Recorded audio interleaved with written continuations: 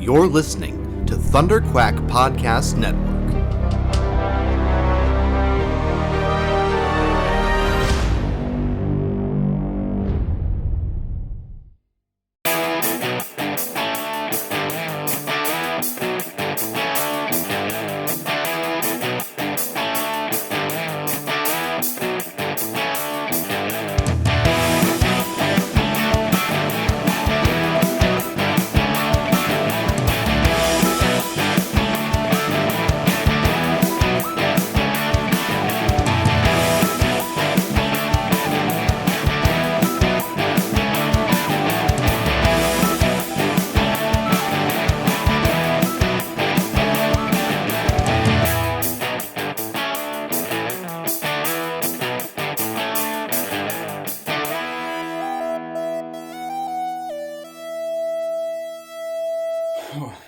I don't know. I have no idea what we're talking about. We've started recording. And that's just how it's going to roll. Yeah, Arrow's not on for another 25 minutes. 25. It doesn't even start for another 25 minutes. This is a devastating day. Yeah. I'm just like, work was so intense today that like my brain is just drained. It's just totally drained. My Tron Lego came. I haven't gotten the chance to finish it. I started it. I did the first little bit. Have you been getting a Lego set like every week? I feel like you just have so many Lego sets right now.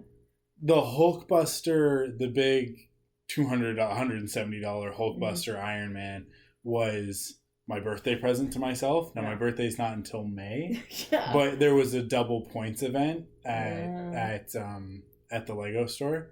So that means that for 100 points you get $5 back. Okay. And basically between the points that I had already, no, is it 100? I can't remember.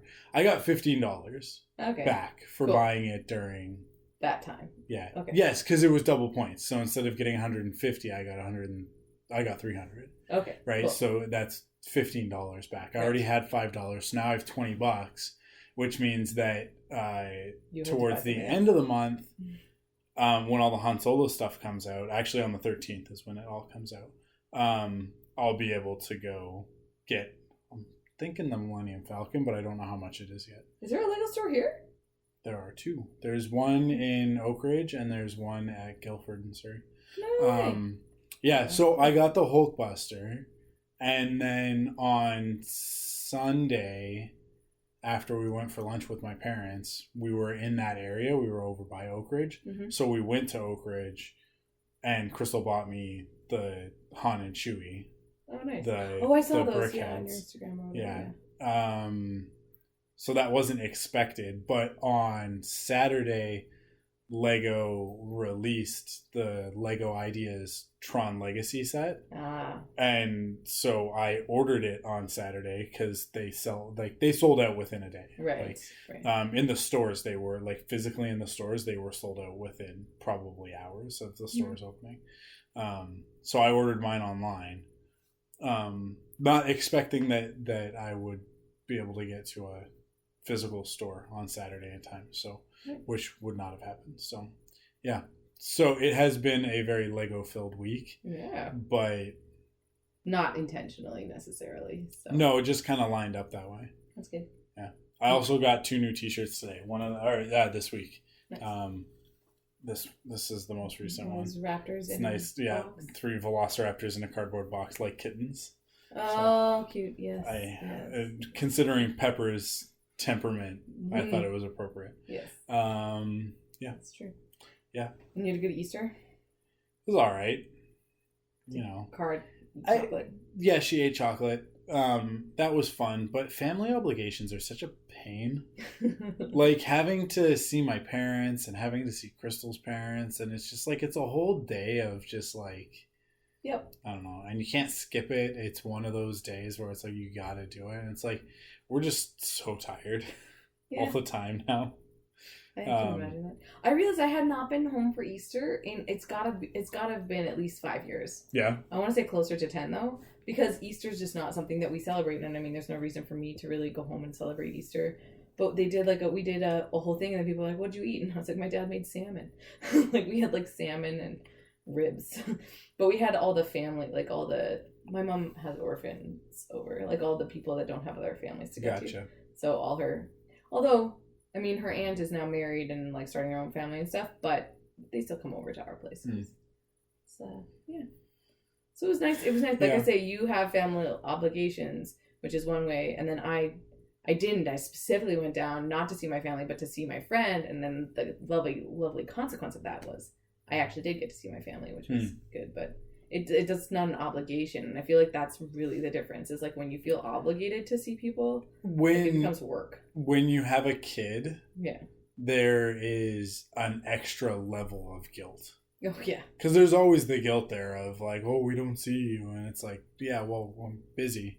You're busy, you know, like yeah, everybody's busy. Yeah, but then when you've got the kid, it's like, oh, we never get to spend any time. You know, and it's like, yeah, well, we're still busy. As a matter of fact, we're busier.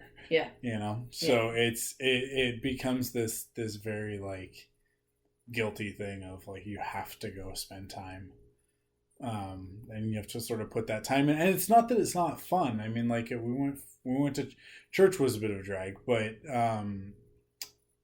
we went for lunch with my parents at White Spot, which is for those people who are not in Vancouver, in British Columbia. Come on, Western Canada. Yeah. Western Canada.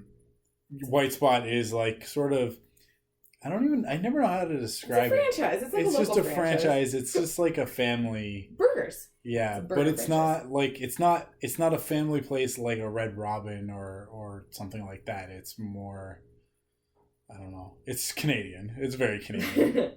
I didn't know it was Canadian until I worked there, because I worked at a White Spot, and I remember after like I'd worked there, people were like, "It's all about BC," and it's like from right here in Vancouver, and I was like, "Oh, I just like their like burgers and salads and stuff." The funny thing about White Spot is that it's known for the legendary burger. That's like the thing. Yeah. But White Spot started as a chicken place. That's why the chicken is their logo. Oh no way. Yeah, they started like serving fried chicken. Oh. Yeah. Cool. It was a drive-in back when drive-ins were a thing. Yeah. So you go in and park. They still do that. There's a couple still in yeah. Vancouver where you can get food brought to you in your car. So yeah, I mean, like that was fun. And Crystal's parents came over for dinner, and we had a good time. It was nice, but it's exhausting. Like I got into work on Monday, and was like, "Thank God I'm at work." Because like the weekend was so tight, like it was a long weekend, but that just meant more time to fill up with the kid, right? Like like, you know, like Friday, and Crystal's studying for this exam, so that means that I'm kind of solo parenting, for large portions of time during the day while she's studying.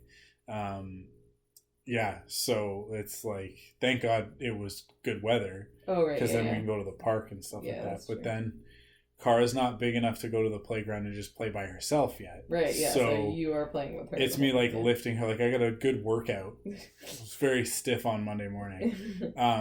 Because we've been to the park like 3 times. To the playground like 3 times. Because it's like to go on the slide, it's like I gotta like hold her hands while she goes up the little steps. Right, yeah. And then go around and hold her hands while she goes down the slide, because she was going down the slide by herself, and then she slipped backwards and bonked the back of her head on the slide. Really? Yeah. And so now she won't go down the slide without me holding her hand. So it's like, so I gotta like lean over, and it's like this doesn't sound like a big deal, but in order to tire her out, you've got to be there for at least like 20 minutes to half an hour.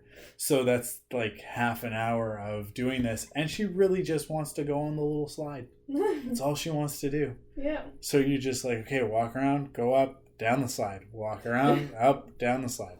I don't envy you at all. I got to sleep in. Went in the hot tub a bunch. I drank so much wine this weekend. Because I was in the Okanagan. I don't remember the last time I slept in. Oh, man. Sleeping into me is like, oh, it's 9:00. I guess I'll get up now. I've gotten better. in that I have started getting up at 9 o'clock as like a regular person, because now that I'm working a regular person job. Yeah, that happens. I say now that I've now been at this job for about 2.5 years, but I'm like, just becoming a real person. But yeah, I read your bio on, or like the little post that got, was that for StoryHive? That was for StoryHive. Oh yeah, but I hadn't Your little updated that producer bio? for like a real long time. So But at the end of it has like your, like what you're doing right now, like going from like your different positions, your different producer positions at Rainmaker, and it was like, oh yeah, Amanda's had quite a few jobs at Rainmaker, so you've made your way up the. It's good. People know who I am. You get in. You know what you got to do. You got to get in with like the IT people and the facility people, because they're the ones that like get you the good tape and the good pencils and the good computers. That's a very good point. Right? Yeah, we have like our socials and stuff like that at work, and most people drink beer or wine, but I don't drink alcohol. Not for any like moral righteousness sort of thing, just because I don't like the way it tastes, and it gives me a headache. So I don't drink alcohol. So a couple months ago, I complained, like, everybody, like, they're bringing in all these like great like craft beers and IPAs and stuff like that, like all this really cool stuff for people who drink beer, and then for pop, it's like there's like a can of 7-Up, right? And so it's like good. I can get 7-Up anywhere, anytime. Like, can you like could maybe the non-alcohol drinkers get something a little bit more exciting? So they've started bringing in some other stuff. So it's kind of cool. There's definitely a page on Friday, because we do Beer Friday every Friday, and one of the guys only drinks iced tea, so definitely facilities did a special page and was like, Larry, your iced tea is ready. It's good. You complained about not having it. Yeah, but I had to definitely sort of cozy up to the person who does the ordering. Right, to be like, hey, get the good stuff. So she called me on Tuesday morning. Mm-hmm. My phone never rings. I'm a UX designer, graphic designer, branding person. Like, my phone never rings because I don't deal with anybody externally, really, other than the printers. Yeah. And they usually call me on my cell phone. So like my phone rings on my desk, and I'm like, it says reception, so I answer it, and it's Tammy. She's like, so I'm just doing some ordering, and I'm just looking through, and it's like, so we go through all the pop, and there's a local company called Phillips. Oh yeah, they do. Phillips, stuff, they do like craft beers and stuff like that, but then they also bottle. I think they have 3 flavors of pop, and it's terrible. Their sodas are awful, in my opinion. Their orange and cream is orange juice. It's not orange pop. It's orange juice, and cream, and it's like, it's just awful because it's just carbonated orange juice. Oh, that's weird. And it is not. You crack into a soda and you expect sugar. Yeah. And it is not that. It is like probably actual good for you. Like, I don't think it's good for you, but it's probably better for you than pop. But that's not what I'm there for, right? yeah, that's right. No. So we went through. I gave the rundown. So nice. I don't know how far and wide these sodas are available. Boylan soda, Boylan, it's the worst. Oh, Boylan's terrible. Why do you keep talking about terrible stuff? Because that was the thing, is that it was like which ones kinds to avoid. Oh yeah, right? Okay. Because we had a limited selection of what we could get. Nice. But then the kind that I wanted, they stopped supplying to this one company. But yeah, it's a big thing that I have to. The best pop, and this is like a Pacific Northwest thing. I think probably the furthest south you would be able to get it would be like Oregon. It's Orca Beverage Company. It's called McFuddy's Pepper Elixir, and it's like Dr. Pepper, but it's like I imagine Dr. Pepper was before they were purchased by PepsiCo. Oh, right. Right? Yeah, so like it just has such a rich flavor. It's kind of like almost like a caramel flavor. Oh yeah. But then it's spicy. Like it's like, that's why it's Pepper Elixir. So it's got this like sort of heat to it that's really similar to pepper, to like black pepper. And every once in a while I'm drinking it, you'll get that really strong flavor of it, and it kind of goes in the back of your throat, and you kind of a little bit, and it's like, even though it hurts a little, it's like, you still love that's what I crack them open for. Yeah. Like, that's what I want. Well, I want it to hit me like that. I started getting ginger beer, and there's definitely one that I drink that's like a lot spicier than other ones, and that's like what it is. Like, I have to cut it with stuff, otherwise I like do that. I'm like coughing half the time that I'm drinking it. Yeah, but it's like a good feeling. I can't. It's so hard to describe. But McFuddy's Pepper Elixir is so good. It's so good. That is probably like my number one soda right now. Cool. And then we have a Canadian soda company called Pop Shop, which is reminiscent of Mr. Pop, which was very Penticton. Mr. Pop doesn't exist anymore. Pop Shop bought them. Oh. So in Penticton, there was a company called Mr. Pop, and it was basically only available in the Okanagan. What? See, that's one of those weird things that you experience as a child that you don't realize is not available elsewhere. Mr. Pop was the best soda on the planet. And Mr. Pop made the most ridiculous flavors. You remember that? I think so. There was chocolate flavored and black licorice flavored, and I didn't drink any of that stuff, but their cream soda was really good. Cream soda, I remember. And the grape soda, oh my god. It was really good. What I would give to, so I have a bottle, a Mr. Pop bottle, and packed in with my keepsakes and stuff. I have a bottle of it's empty. I drank it, right. But I have a bottle from the last bottle of Mr. Pop grape soda that I ever got from the video game store in Penticton. OK Video. Yeah. What the day that they closed. It's from the day that they closed. And Mr. Pop was then bought by Pop Shop soon after. Oh, wow. So it was kind of like the end of an era of my life. Last bottle. Yeah. So that's packed away with my stuff, with my hockey trophies and other stuff like that. You're talking about flavors. Yeah. And every time this happens, I feel like I need to tell a story that's semi-NSFW. Okay. Can I tell it on this? Yeah. It's not like... If I need to bleep you, I'll bleep you. You don't have to bleep me. There's no bleeps? Unless, it's just unless I have to bleep the word sperm. Is that bleepable? No. Okay. That's a science word. That's a science word. Yeah. So this is a weird, gross story. You don't have to listen if you don't want to. Okay, so you've given the preface now. I think people know where this is going to go. Can I tell this story? I guess if you have kids listening and you don't want them to hear this story. Yeah, I mean, it's not dirty. It's funny. Okay. It's just about flavors. Okay. I have someone I was working with on films was really good at sourcing novelty things for her films. Uh-huh. And so she would always talk to these companies to try to get really good things, and they sometimes could customize absolutely anything you wanted. Yeah. And I remember her telling the story that she once talked to this company that specialized in doing sort of flavored lollipops, and they could do whatever sort of flavor you wanted. Yeah. And so obviously one of their past things was that they got somebody ordered sperm flavored lollipops.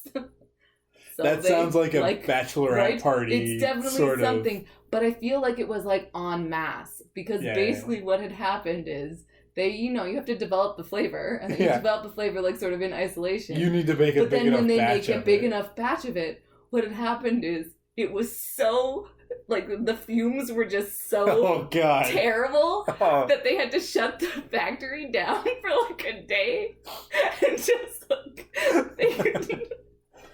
they didn't, obviously, suffice to say, they didn't wind up making that particular batch of lollipops. But I just think that is just such a funny, whenever somebody's talking about flavors, I always have to think about the poor people that have to develop these weird flavors of things. Yeah. But then it also on a very serious note, it's one of the things that people have popcorn lung being an actual thing, the flavor, the artificial flavor popcorn or something, what it was actually chemically toxic. So people that would make this kind of flavor, I remember there being this whole big thing, and so people are worried about that with e-cigarettes, what they're putting in the flavors of e-cigarettes.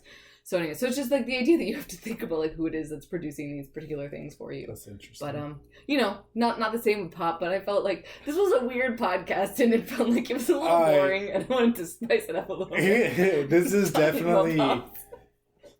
This is the first irregularly scheduled that is going like actually irregular. Like this is why it's irregular. First of all, we haven't put one out in a long time, and second of all, this is not the content that I think most people expect. I mean, like it's also the exact content that a lot of people expect. I think, but yeah, It's just nonsense. This is just a nonsense podcast. Just pure nonsense. It's a problem when we don't actually come up with an idea to talk about beforehand. I mean, like I saw Pacific Rim Uprising, and nice. I really enjoyed it, Cool. but you haven't seen it. I haven't seen that So one. not really a lot to talk about there. I rewatched Doctor Strange and Thor Ragnarok this weekend, Did you? and Black Panther actually, because my mom really likes Black Panther, and so we took our whole family, like my sister and my dad. How'd that go? You dad watched like Black it? Panther. Yeah. They had a good time, and I think I really enjoyed it. And we took my aunt and my uncle as well. I don't. I expected that response, but how great would it have been if you would have been like, "Oh, my dad hated it. He absolutely hated it," and you just started telling a story about how like super racist he was, and just like it's like I know that would never be the case, but like how funny would it be if it was like, "Oh no, it did not go well." Because I'm sure that somebody out there has that story of like, and then I took then we took my uncle to it, and he just wouldn't stop cussing at the screen. Oh no! Yeah, no. But the consequence of it, or the problem is that I then was like, "Oh, Mom, you're gonna love all these Marvel films." So I show her Thor Ragnarok, and she's like, "I don't understand this garbage. Why are you making me watch it?" Like, I don't get it. But then I realized the problem was you have to sort of get Thor to understand why Thor Ragnarok is funny. You can't. You can't just watch the third iteration. And so then we watched Doctor Strange. And she enjoyed that because she likes Benedict Cumberbatch, and also you don't have to have watched any of the other Marvel films to understand Doctor Strange. So it was a thing where you gotta start with the origin movies. You gotta start with the origin movies. But like I just love Ragnarok. It's so funny. But again, it's only funny if you get it, and you only get it if you like. Yeah, like the scene where he explains to Korg, like they're picking the weapons, and he's like, "Yeah, I used to have this hammer." Oh yeah. And I would throw it, I would spin it really fast and throw it, and I would fly. And he was like, "You would ride the hammer?" And it's like, "No, the hammer would ride you?" But no, I'm not explaining this well. And the part where he explains that he's like going through this, and then Korg's like, "Wow, it sounds like you really had an emotional connection to this weapon, and it being destroyed was like," and it's like, "Wow, I never really thought about it that way. You put that really really beautifully," and it's like it's so funny because it's like the thesis of the movie, and I love it in. It doesn't even have to be in a meta movie like Thor Ragnarok, which is almost fourth wall breaking at times, like that scene, but just in any movie where the thesis of the film itself is actually stated somewhere in the movie. Oh yeah. And that like it's not necessarily like in that instance it is like right there in front of you, right? Yeah. But in other movies, I mean like in The Last Jedi, the thesis is stated in the movie several times by several characters. And it's like, like sort of the this isn't going to go the way you expect, and stuff like that, and Kylo Ren saying you have to let the past die, and all that stuff. Like that's sort of like the whole point of The Last Jedi is to let the past die. You go through The Force Awakens and you expect it to just keep following that path, and instead The Last Jedi comes out and goes, "Oh, you thought Snoke was important? He's not important. He's not important to this story." Yeah. Right. And it's just really interesting when a movie like sort of really, really encapsulates what it's about. It's when the theme is like really on point. Yeah. And to the point that like characters within the story recognize what they're dealing with, right? Because movies that don't have that generally just don't have a theme. Yeah. Like John Carter is really good about it because like there's a really subtle it's not that subtle if you know what it is, but there's sort of this subtext, and if you've read the books, if you read the original source material, you understand this a little bit better because you go into his inner monologue a little bit more. But in the movie, it's played really well, where the John Carter going to Barsoom and then like sort of allying with the Tharks and then allying with the red people. It's all like that's meant to be allegory for Europeans coming to North America, and for Americans, especially the Americans that the term, and it's not a good term, but the term at the time historically was going native. It was when you would, and like they say it in the beginning of the movie when he's in the jail cell, and Bryan Cranston's character is like Bryan Cranston's in that movie? Yeah, he's the general guy. No way. And he's saying to him like, "Oh, I'm recruiting you. You're gonna join us, and you're gonna help us deal with." And I can't remember what tribe it is, but it's like, "You're gonna help us deal with them." And Carter's like, I don't want any part of your thing. And he's like, "Oh, you've gone native." And he's like, "No, screw them too. I just don't want to fight." Like, and then he goes to Barsoom and he deals with the same thing, right? He's sort of pitted between all of these sides, but his reluctance to fight comes out as like this sort of stoic heroism that ends up uniting the Tharks and the oh man, it's been a while since I've watched the movie already. You talking about it now is making me realize that I haven't seen John Carter in years. Yeah. So good. We haven't talked about John Carter on the podcast in a real long time. Yeah. I encourage people to watch it. It's like right on the tip of my tongue. I'm too tired. That's what this is. It's not a reflection of my love or lack thereof for John Carter. It is a direct reflection of my lack of knowledge of John Carter that I couldn't help you even if you paid me money. I don't know what it is that you're Zodanga is the bad guys. Oh, the lady is the good guy? Yeah. I don't know. Deja Thoris, and what is their tribe called? I don't know. Oh, that's killing me. It'll come to me later. That's what the Googles is for. I don't know. Wow, it's like on the tip of my tongue, but I just can't get it out. But like he brings the good guys and the Tharks together for the first time in like the history of the planet. Oh wow! Right? Yeah, okay. And that's sort of like the him learning the language, and all that. It's like I said, it's better in the book because in the book he has a lot more time to do it. In the movie, that they feed him this magic water that basically teaches him the language, which is just a movie way of like dealing with that stuff. But yeah, it's like that the Lily Collins is in this movie? Yeah. The film John Carter is about like peaceful coexistence. That's what it's about. And then there's a more overt thematic plot thread about consumerism and the Barsoomians have destroyed their planet by sort of like over farming and whatnot, and Zodanga has their moving city that just basically chews up resources as it goes along. Right. But is it Thurn? No, the Thurns are the bad guys. And then the Tharks. The Tharks are the green men. And then the red men are broken into the two tribes, the Zodanga and the blue ones. Of Deja Thoris. They have the Zodanga has red flags and the blue guys Helium. The Heliumites. Oh, that's what I said. Did I just say that? Helium. No, you didn't say it. Oh, Princess of Helium, Deja Thoris. The Heliumites. Yeah, so like by the end of the movie, because John Carter and Deja Thoris fall in love, obviously, and by the end of it they get married. Spoilers for John Carter.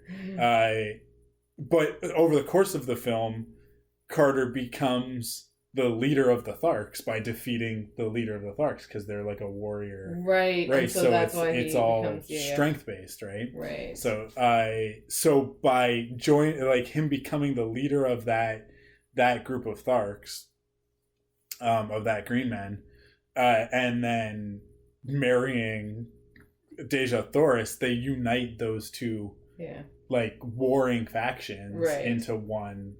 And it's I just like there's so much in that movie, and people just do not give it credit for what it did. It's a great film. Yeah, well, because stuff like all you need is they marketed at you crappily, and then like balls and nails of history. So. I mean, it's so there are the word headcanon comes to mind in this instance.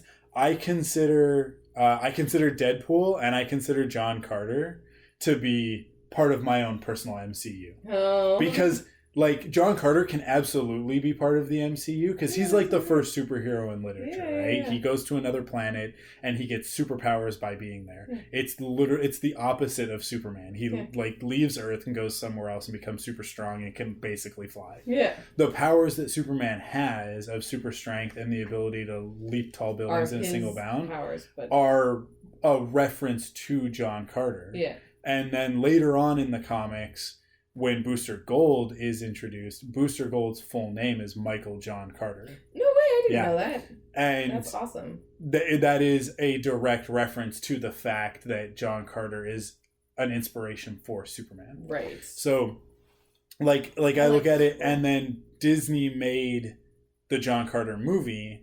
They released some comics and stuff like that as well under the Marvel, like published by Marvel.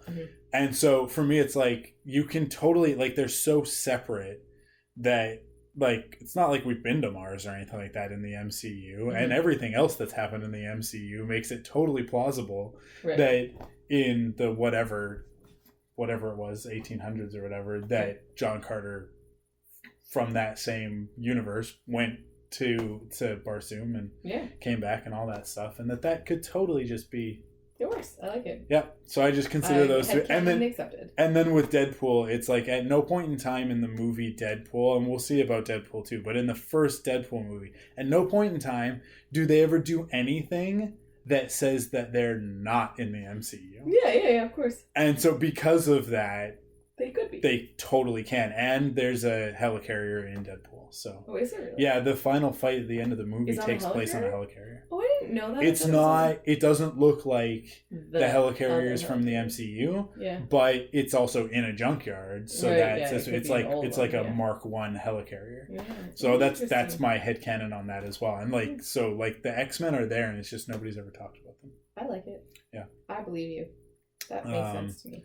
Yeah. The other movie headcanon I have is that Blade Runner and The Fifth Element and and then what's it called?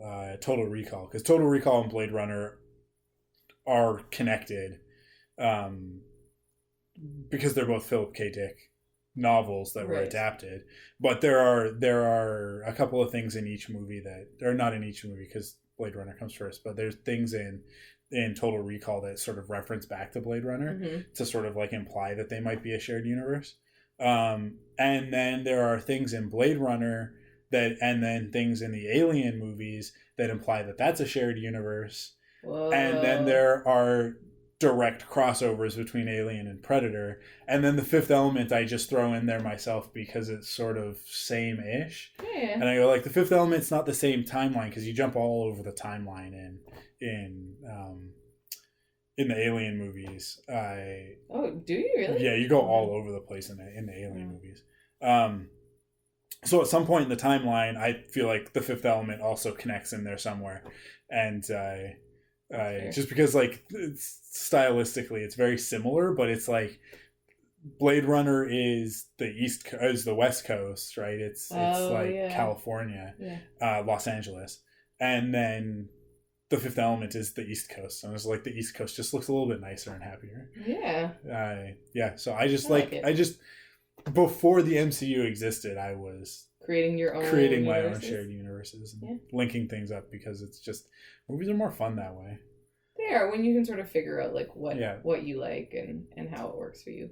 I don't remember what any of my headcanons are, but I definitely have certain things where I'm like, it's just nicer if I believe this. And it's like, don't disturb, like, don't get mad at stuff for being not exactly what you want it to be. There's nothing to say that you can't, like, fix it in your brain. And if they really wanted to make Tron a big deal, you just make it part of the MCU. Oh, yeah. You could just make it part of the MCU. Although I guess Jeff Bridges would be in 2 roles in the MCU, wouldn't he? That would be interesting.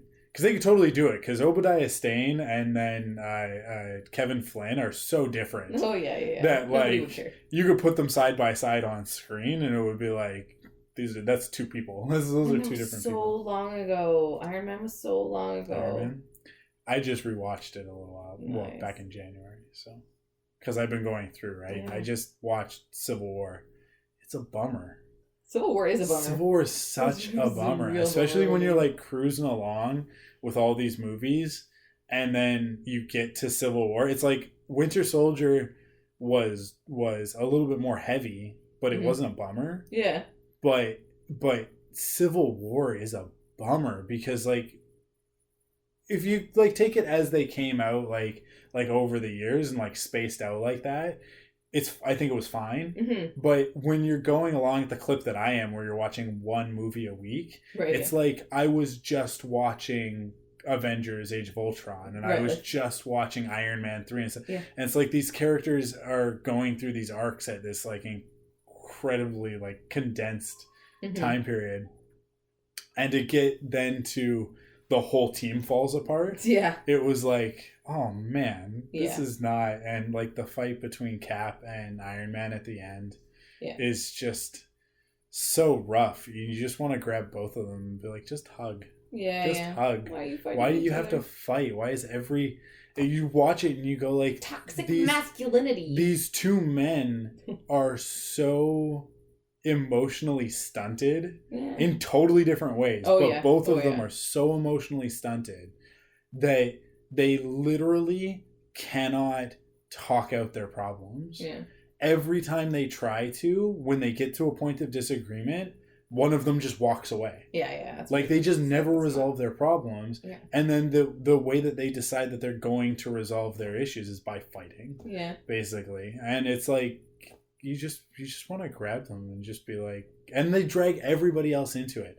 And I think that is out of everything in Civil War, when I look at that, it is a fight really between Iron Man and Captain America on the two sides of this argument. And they both recruit teams to fight each other and like for friends to fight friends. Right. Because neither one of them, I mean, like, I don't know. Cap won't move. Yeah. Iron Man feels like he can't move. Yeah. Right? Like he feels like he's trapped in that position. So it's, to me, it's interesting because in the comics, I'll totally side with Cap because Iron Man does some horrendous things in the comics during Civil War. And like they basically create their own version of the Phantom Zone and just jeez. start throwing criminals in it. Oh. God. With like basically without due process. Like there's like a whole aspect to it of like Tony Stark becoming the thing that he's trying to stop. Right. And yeah. realizing it eventually, but Taking realizing a long it time too to get late. there, yeah. Because he's created this machine that then Norman Osborn takes over and everything goes kind of even worse from there. But in the movie, they do such a good job of almost flipping that to where it's like, I get that Cap is like there's the Peggy Carter, Sharon Carter's delivering the eulogy or whatever, and she's quoting Peggy Carter, who's paraphrasing Mark Twain. Well, like when, compromise where you can and where you can't, don't. Right, And yeah, if somebody tells you to move, you plant yourself on the ground and say, no, you move, like that Right. thing. And it's like, yes. But then the way that Cap goes about it, I don't know. It's just, to me, not just because I'm an Iron Man fan and I just want to choose that side because I'm an Iron Man fan, but like really I look at that movie and I go like, there are so many places where if Cap would have sort of let go of his pride and dropped his guard for 5 seconds and stopped it with the American flag, like sort of like poster boy thing, and just been vulnerable for 5 minutes with Tony, like Tony is with him, right? Then they could have actually worked out their problems. But to me, it is, like you said, toxic masculinity. It, like, Cap suffers from that. more than any other character in the MCU, for the obvious reason that he was alive in the 1940s, right? Yeah, and then like frozen and then brought forward, right? And it's like deals with it a little differently than and there is that aspect of his character where like he just refuses to be weak in front of anybody for obvious reasons. I mean, like, it's so obvious because he grew up his entire life being the weakling. The way that you're talking about this, though, I don't remember ever siding with Tony in Civil War. Really? But it could just be because I haven't watched it in a long time. So, but, like, honestly, Tony's argument throughout the whole movie is, I know that these accords are wrong, but this is the best deal we're gonna get, right? Like, and one of his lines is, or is it? I think maybe it's Black Widow who says, like, I think it's Black Widow who says, like, if we keep one hand on the wheel, at least then we can steer this thing in the right direction. Right. Yeah, and that's her justification for signing. Right.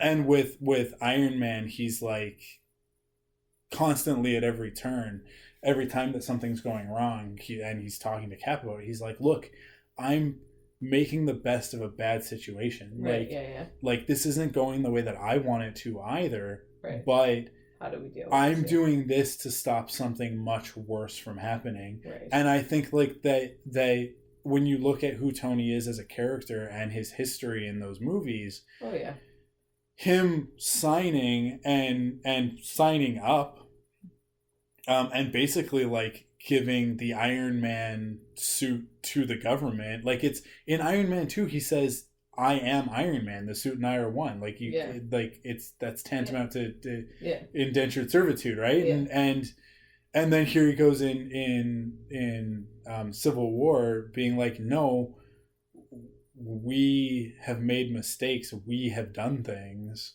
that have cost people their lives, and we need to be held accountable in some way, and sort of saying like this is how we do that. Yeah, like this is the best of a bunch of bad options. Right. Mm-hmm. So I do think like he is being very self-sacrificing in making that decision. Isn't necessarily right. I don't know. Like, it's like, and that's the great thing about Civil War is that nobody's right. That concept, both in the comics and in the movies, is that like there is no clear right or wrong, and I think they're both wrong. Yeah. Right? And definitely the way that they both deal with things is wrong. Yeah. The punching your way out of all of the problems is not necessarily the best way to deal with it. That's definitely the wrong approach in every instance. But there we go. We did some geeky stuff. We did some geeky stuff at the end of it. What time is it now? It's 9:17. We can totally record. All right. We can talk about Arrow then.